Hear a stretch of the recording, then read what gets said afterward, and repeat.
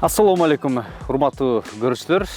Менин айылым көрсөтүүсү кайрадан эфирде. Биз бул жолкусунда сиздер менен Ош облусунун Өзгөн районуна караштуу Чангет деген айылга келип отурабыз.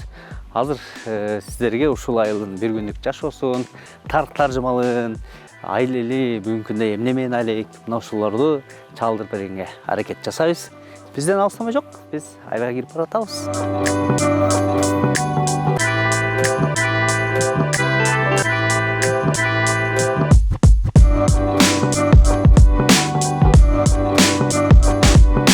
Assalamu alaikum, абалар кандайсыздар анан? Жакшы. Баягы Саратандын мезгилинде кыйналбай, кысталбай ысыкта. Же айыл салкынбы? Бул эми биздин айыл кыйла салкын да, шаарга караганда. Шаарга караганда деген менен быйылкы жылкы күн өтө ысык болуп атат. Погоданын аба райынын өзгөрүшү өзгөчө да. Аномальный деген үчүн эле. Өткөндө катуу болду эле. Ошондо 43 градуска чейин жетти ошол жерде. Эшиктин астында термометр. Азыр көрсөк, мен айтып атпайбы? Азыр 41 болуп калыптыр мына. Мен үйдөн чыкканда 40 эле. Абалар ушул Чангет айылы жөнүндө кичине маек куруп берсеңиздер. Чангет деп аталышы бул азыр биздин археолог тарыхчыларыбыздагы мына ушу Чангеттин өзүн так илимий аныктай элек. Эми мен өзүм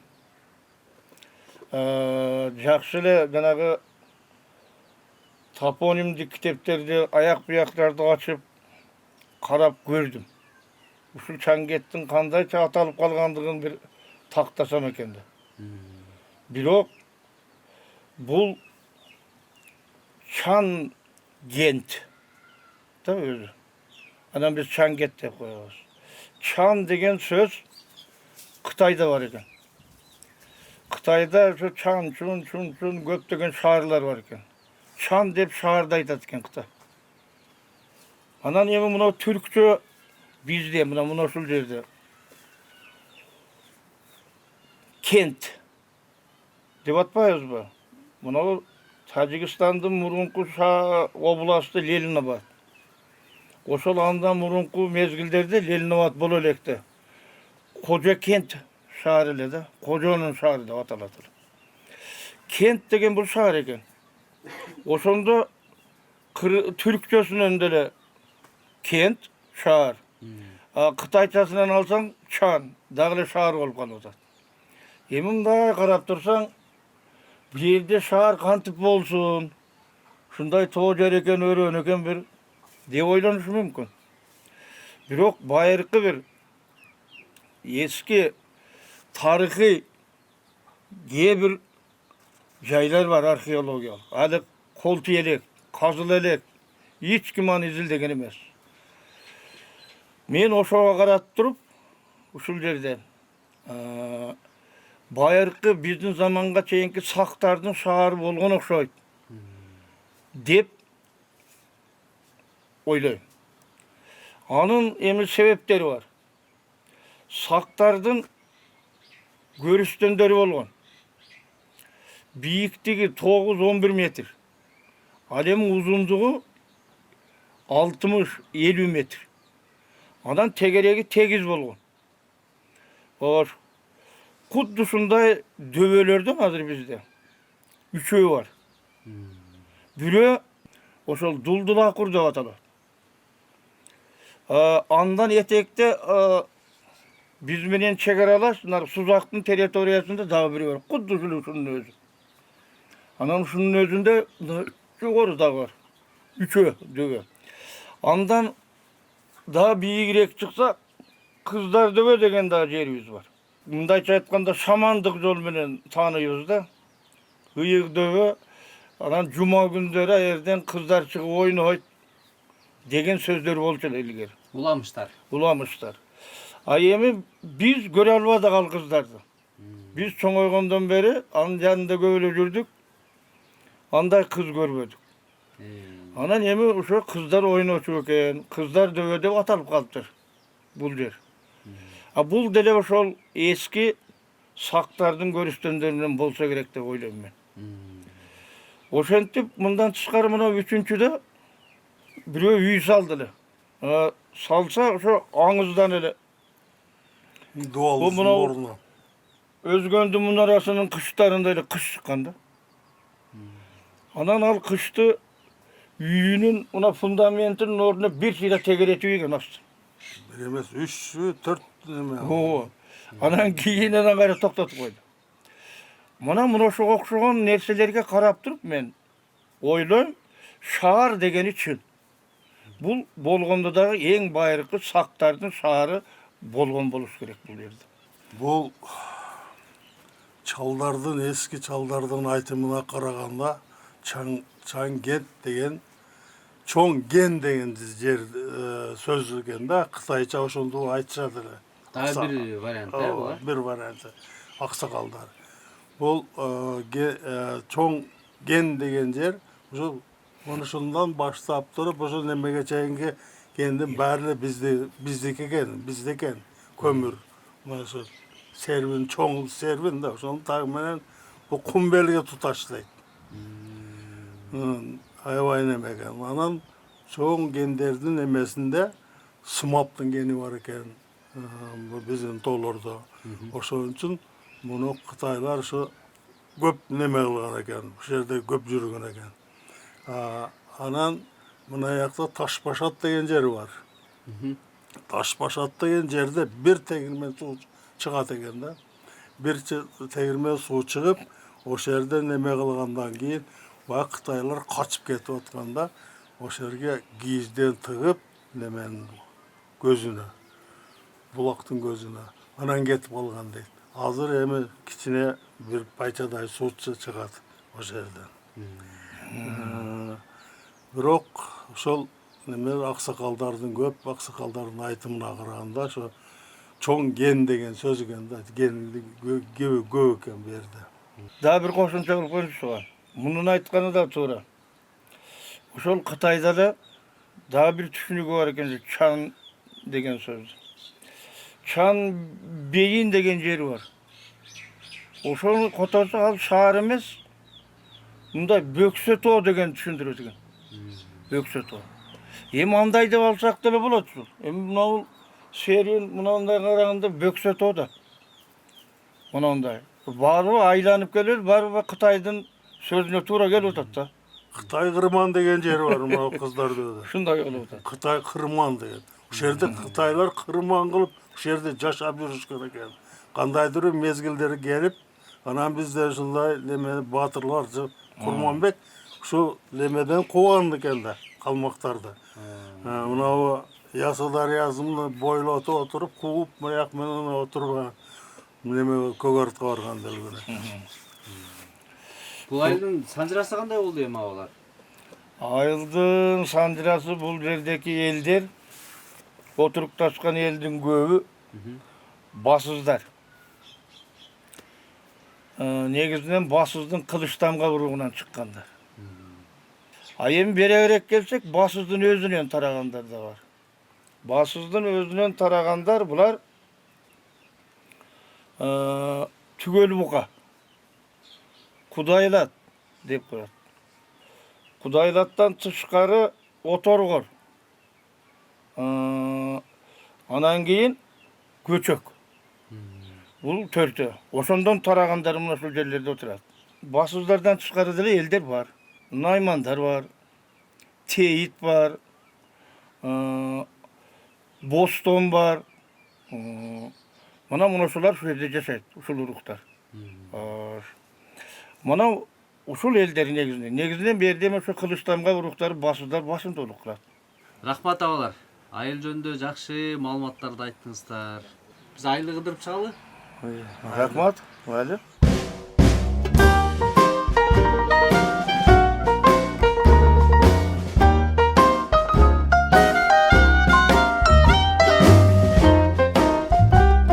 Урматтуу көрүүчүлөр, азыр Чаңкет айылында биз мындай чакан бирок кайрадан оңдолуп түзүлгөн мечитте турабыз.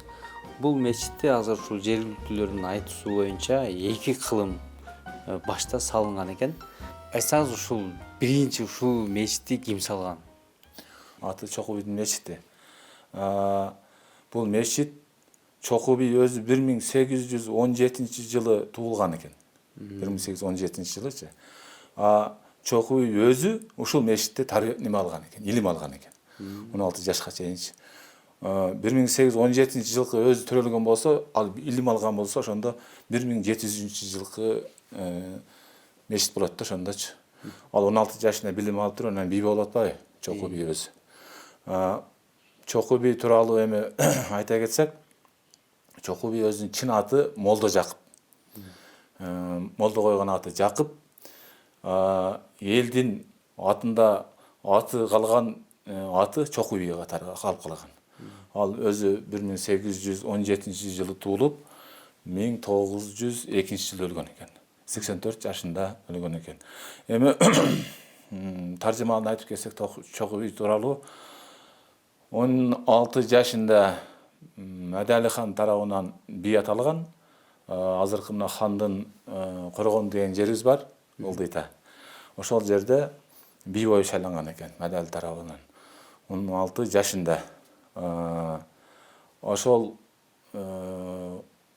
басыздын бала бии деп ошо Мәдәли хан коюп кеткен экен.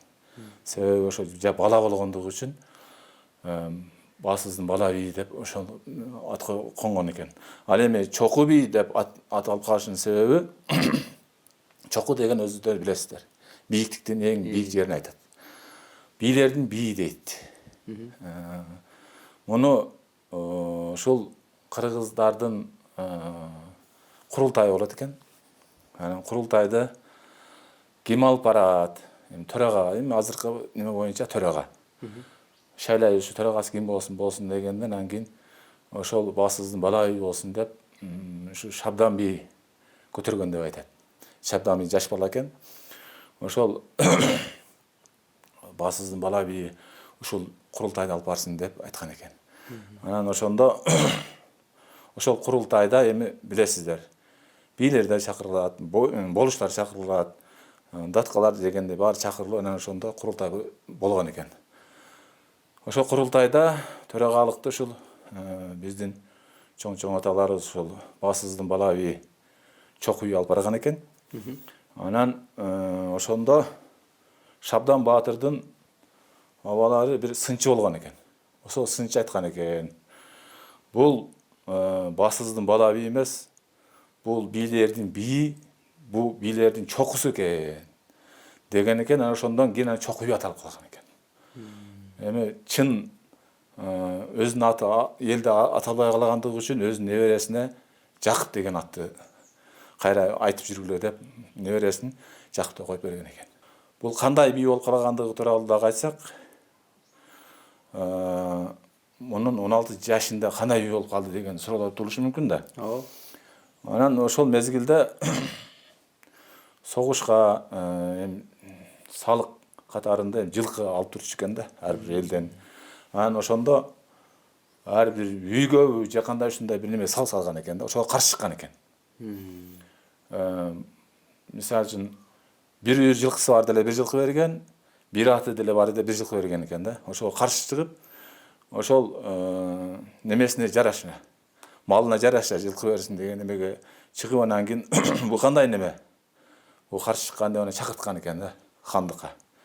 Хандыкка чакырып, анан хандын коргонунда анан муну ханга барып айтам дегенде, атасы Жанболот, кой балам, хандын алдына жөн эле бара бербейт десе, жок мен барып айтышым керек деп анан биринчи жолу барат экен. Биринчи жолу барганда хандын коргонуна барса, ханга жөн барбайт балам. Барганга жараша деп анан кийин тай туяк алтын менен теке туяк алтынды берет экен атасы.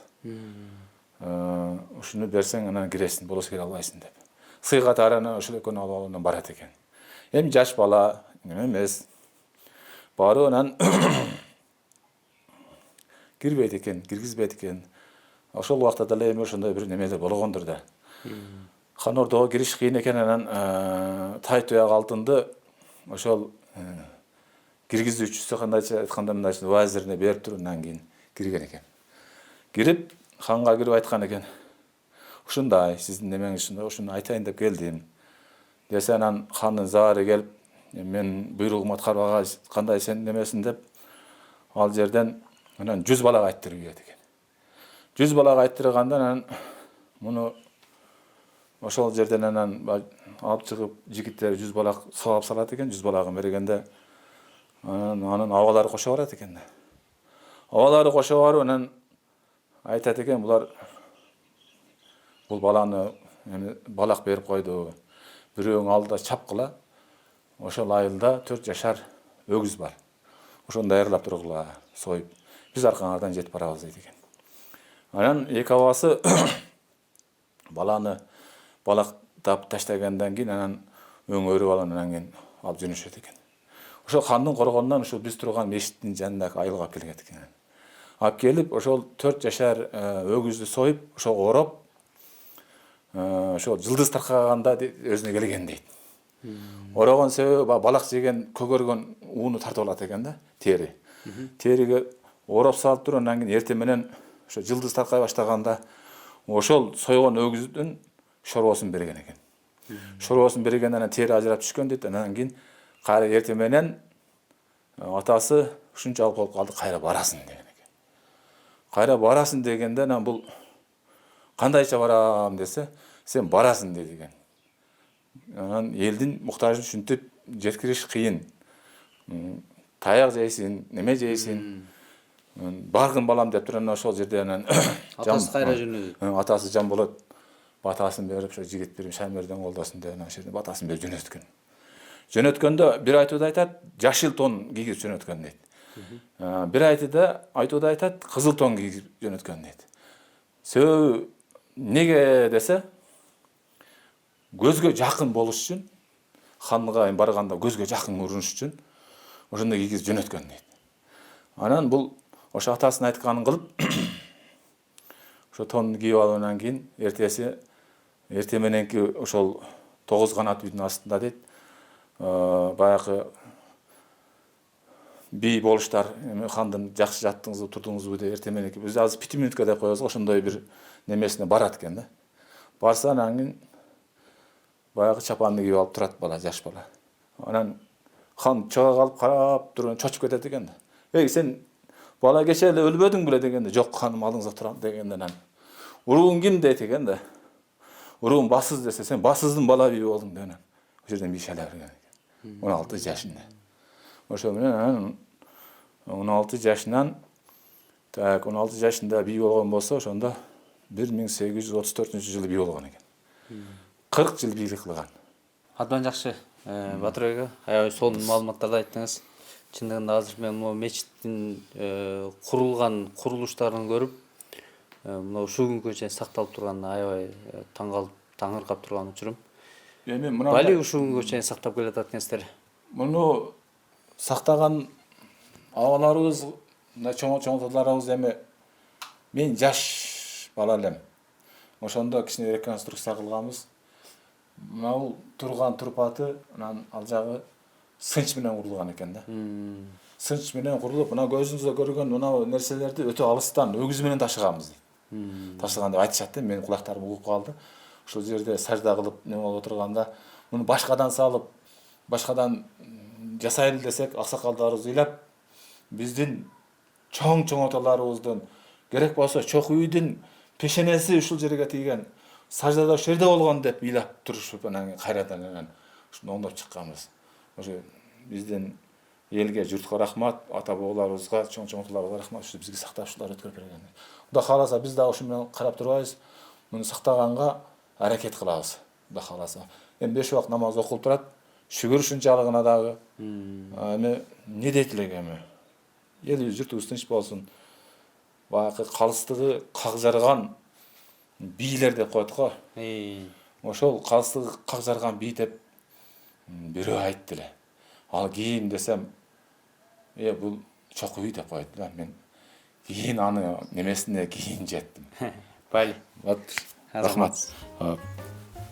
Чаңгет айылы Ош облусунун Өзгөн районунун Ирису айыл аймагынын курамына кирет. Айылда 636 кожолук, 4500 калк жашайт. Айылда бир бала бакча, 3 орто мектеп бар. Элеттиктер негизинен мал чарбачылыгы жана дыйканчылык менен алектенет. Былтыр ушул алгылыктуу иштерден ушу 5 километр 250 метр мына турган асфальтыбыз басылып бүттү, пайдаланууга берилди. Быйылкы болуп аткан иштерден Кудай кааласа, Кудай буйруса, 10 күн 15 күн болуп калды. Дагы 3 километрибиз асфальтка кетип атат, башталды асфальттоо иштери. Уже шагыл төгүп азыр иш кызуу жүрүп атат.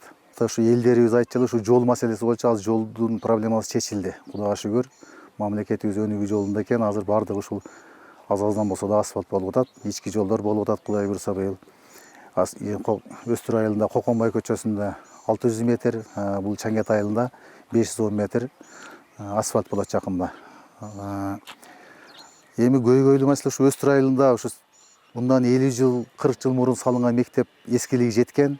Ушул мектебибиздин бир заманбап, азыркы талапка жооп берген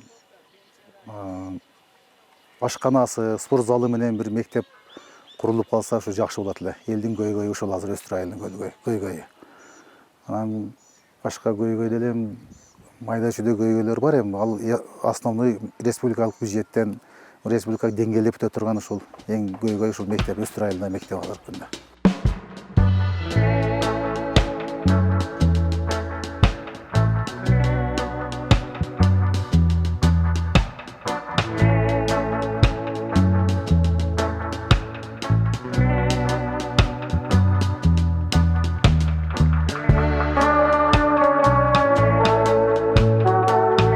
Качандан бери алектенесиз?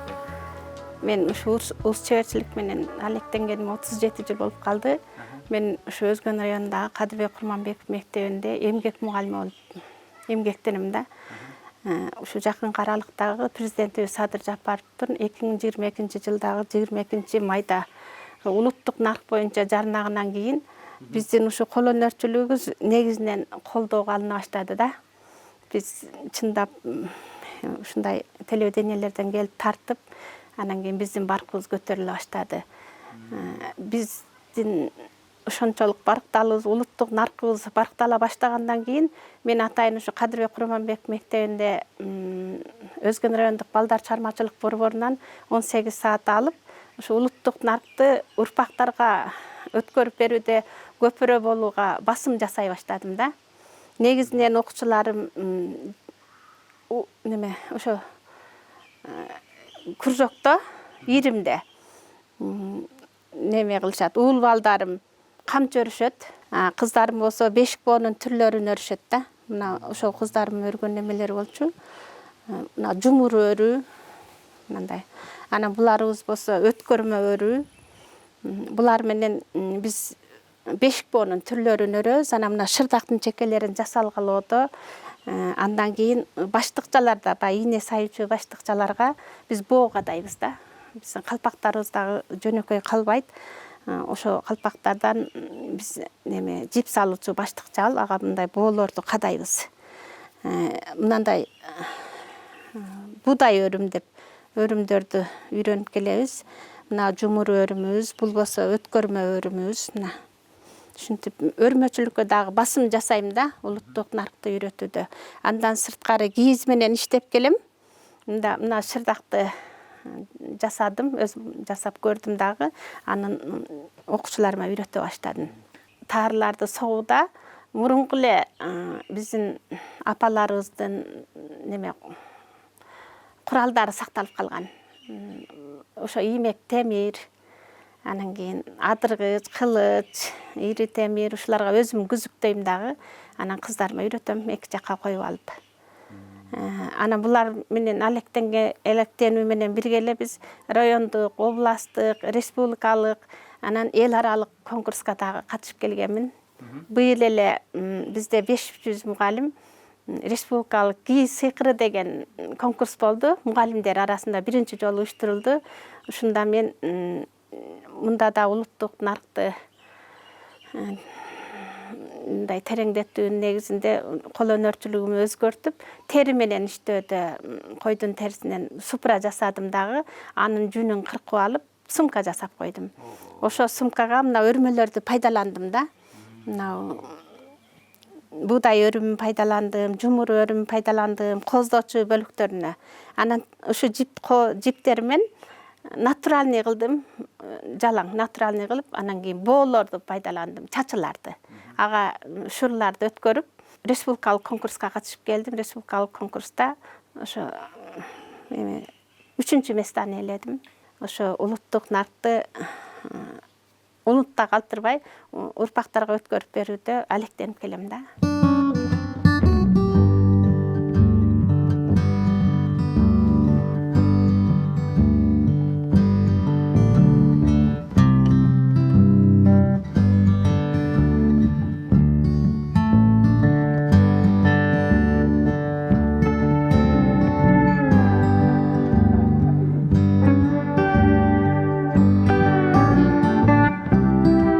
Жуматаева, бул адырдын башына даңгурай, орусча айтканда малинаны эгүү идеясы каяктан келди бул? Бул идеяны 2013 жылдын ушу башында жазга чыгаар мезгилде ушу интернеттен карап отуруп, учурда мал менен жан багуу кыйындап баратканын сезип, анан балдар менен кеңешип 2013 жылы жанакы малинанын көчөтүн ташыган жигиттер менен сүйлөшүп, байланышып. Ошолорду апрелдин 27 күнү көчөт алганбыз да. Эми көчөт десе бизге жанакындай бир ураган көчөттөрдү алып келген сындыгында. Эми ошого суу коюп отуруп ушунчалык көктөтүп алдык. Анан былтыркы жылы азыраак баягы куураган жерлерин толуктадык. 30 соток жерге эккенбиз, 3000 түп көчөт алганбыз. Анан 30 соток жерден былтыры мурдагы жылы эккен болсок, былтыры 4төн ашыгыраак түшүм алдык. Анан балам негедир ошого шыктанды, быйыл 10 соток кошуп 40 соток жасады. Эми мына чегерегинде кеңейте турган жерлерибиз тарып калды. Дагы деле көбөйсөк боло турган. Мунун көбү теришинен кыйналабыз десе, теришин азыр теримчилерди салса болот да, жалдап. Мына сүйлөшсө болот, ошондой кылып тердирип атабыз. Малинанын эми бизге өтө жакты, негизи түшүм бериши. Азыр мына масса деп коет, массага кирдик Кудай кааласа. Ошону менен сентябрдын акырына чейин массаны теребиз дагы, анан кар жааганга чейин бул түшүм үзүлбөйт. Качан кар жаайт, баардыгы курап жок болот. Ошонун үстүндөгү биздикин ремонтатный сорт деп коет, үстүн оруп салабыз дагы, кашектерин чогултуп өрттөп салабыз. Болду, анан кайта жазда өзү чыга берет. Эми биз керектүү жанакындай минералдык эмес, органикалык жерсемиштерди көбүрөөк беребиз да. Ошон үчүн биздики экологиялык таза. Жана кыктарды бересиздер да. Ооба, кыктар, анан бизде канаттуулардын кыгы аябай көп. Мисалы үчүн жанакы жапайы көбүчкөндөр келип шыптарга түнөйт, ошолар эле жазга чейин 1 тоннага жакын кык даярдап коюшат. Ошолорду алып келебиз да, ошолорду себебиз. Негизи жумушу жеңил эле, муну өндүрүп алыш эң максат. Анан сууну көп талап кылат. Суу постоянно дайым ушу тагы зак болуп туруш керек. Адырга канча сууну чыгардыңыз анан? 1,5-2 километр жерден труба менен жерге көмүп алып келдик. Бир коктунун суусунан алганбыз. Алып келип, башына 12 тонналык суу кампа курдук. Ошол суу кампа жанакы тамчылатып сугаруу системасын киргизгенбиз, 2ге бөлүп. Жерибиз сал уклонураак да. Кое берсек, бир бөлүк кылып. Бүт суу этекке тээп кетет да, жанакы ленталар жарылып кетет. Ошон үчүн 2ге бөлүп койгонбуз. 2 бөлүп коебуз. Бир күндө жарым ичкен болсо, бир күндө жарым ичет. Суу Кудайга шүгүр эле. Ошо 12 тонналык суу кампабыз 6 саатта толот. Кой берсек 4 саатта түгөнөт. Ошентип өттүп тирилик кылып атабыз иншалла. Ооба, жанагы терими кыйын деши, бирок баягы даңгурайлардын көпчүлүгү баягы сорттору тикенектүү болот да. Анан буларыңыздын тикенеги дагы көрүнбөйт. Бул кайсы сортту? Бул Европадан алдырганбыз, полка деген сорт. Түшүмдүүлүгү аябай жакты, бизге жагат. Мисалы үчүн азыр мисалы жанакы Тикенеги жок. Тикенеги жок. Элитный сорт деп дагы бир башка сорттор бар. Марабелла деген. Бирок базарга барсаң алар кымбат көчөтү. Бул арзаныраак, экөө бирдей эле баада өтөт да. Түшүмү аябай жакшы. Быйыл ушу Кудай буйрса 6 тоннадан көбүрөөк түшүм алабыз деген ниетте турабыз, Кудай кааласа. Азыр базар баасында ушул учурда терими канча сом болуп атат? Азыр базарда 180-200 сом болуп атат. Бир кило салмак, Биз ошо эккен жылы ушул жерге егиш үчүн 480 сомдук расход кылганбыз да. Эми ошону актайбы экен деп неме кылдык эле, былтыр жок, ашыгы менен. Мындан буягы жалаң биздин пайдабыз болуп калды эми. Кудай кааласа. Анан ушу терим бүткөндөн кийин биздин исламда үшүр деген бар, бейбечараларга кичине акча чыгарып беребиз. Алардан ошо канчалык неме кылсаң Алла Таала кайтарат экен да бизге. Сөзсүз түрдө зекетин берип туруш керек деңиз. Сөзсүз бериш керек. Анан ошо жер салыгын биз салыктан ошо качпайбыз. Себеби мунун эсебинен кимдир бирөө жашаш керек да. Салыктан качпайбыз. Анан ушу мамлекеттебиз жанакы жашылдандыруу программасын кабыл алды. Жашыл мурас. Мен муну 15 жыл башта эле баштаганмын өзү. Ушул жерге азыр 150 түп жаңгак көктөттүм. Азыр 20. Могу жакабы? Мыналардын арасын толук жаңгактар. Кийин жаңгактар көтөрүлгөндөн мыналар өздөрүнөн өздөрү эле курап жок болушат. Азыр жаңгактардын алды мынандай болуп алып баштады. Быйыл дагы үйдө бир 100 ашыгыраак жаңгак көчөт, анан 200 ашыгыраак бадам көчөттөрүм бар. Кудай кааласа күздө баарын ошолорго эгип алсам, ошолорду көктөтүп алсак, кийин биздин урпактарга мурас болуп калып кетет деген ыйдыбыз да. Абдан сонун. Ооба, бүгүнкү күндө биздин ушу Кыргызстандын баягы тоолуу аймак, дөңсөлүү, адыр, ойдуң жерлери го. Мына ошондой жерлерди ушундай ал чарбасына иштетсе болобу? Сиз өзүңүздүн тажрыйбаңыздан бөлүшүңүзчү? Муну эми каалоо керек. Анан ниет керек. Аллага калыс ниет кыл, ушундай кыламын, Кудай кааласа, ушу мен кылган иштен элдер пайда көрсүн деген ниетте кылган болсок, сөзсүз болот. Бул жерди мисалы үчүн мындай болот деп биз деле неме кылган эмеспиз, тазалаганбыз. Бул жерде да мындай путалар көп эле, тазалап жер кылып, эми мүмкүн жаратылышка биз деле зыян кылгандырбыз. Бирок пайдасы дагы болуп атат да мунун аркасында. Эми ушунун тегерегинде Кудай кааласа, жанакы Кызылкыяда кече жакында Айыл чарба министринен мактоо баракчасын алды. Тавакал деген багбан бар, ошондо заказ кылып отурам, Кудай кааласа. 100 түп итальянский коконгилер сап келип эгебиз деп балдар менен ниет кылып отурам. Ушу адырларгабы? Ушулардын тегерегине ушу адырга да, анан айылдагы тамаркасы деп коет, ал жерде толо бак азыр. Аларды бузушка Кудайга шүгүр, бактын деле үзүрүн көрүп атабыз да калса. Эми жанакы бакты кылсаң, экономикалык жактан да пайда, акырет үчүн да пайда жагы бар да. Бир чымчык келип ушундай эс алып көлөкөлгөн болсо, ошонун да сообу болот. Анча-мынча балдар келип үзүп жеген болсо, алардын да сообу болот. Акырет үчүн да чоң пайдасы бар деп ушу пайгамбарыбыздан калган немелери бар, хадистери бар. Палияба, азаматсыз. Мен могу мээнетиңизди көрүп аябай таң калдым. Чындыгында. Колуңузду кыса кармак боюнча. Рахмат болду. Силердин да ишиңерге ийгилик болсун. Аллахым кылган эткениңерге бардыгына береке берсин. Рахмат. Бар болуңуз, ишиңизге ийгилик. Дыйканчылыгыңыздын түшүмбү быйыл мол болсун. Айтканыңар келсин. Чаңгет айылына болгон бир күндүк сапарыбыз ушуну менен соңуна чыкты. Урматтуу көрүүчүлөр, кийинки айылдардан көрүшкөнчө аман калыңыздар. Баса өз айылыңызды менин айылым көрсөтүүнөн көрүңүздөр келсе, экран алдындагы номерлерге байланышыңыздар. Саламатта калыңыздар.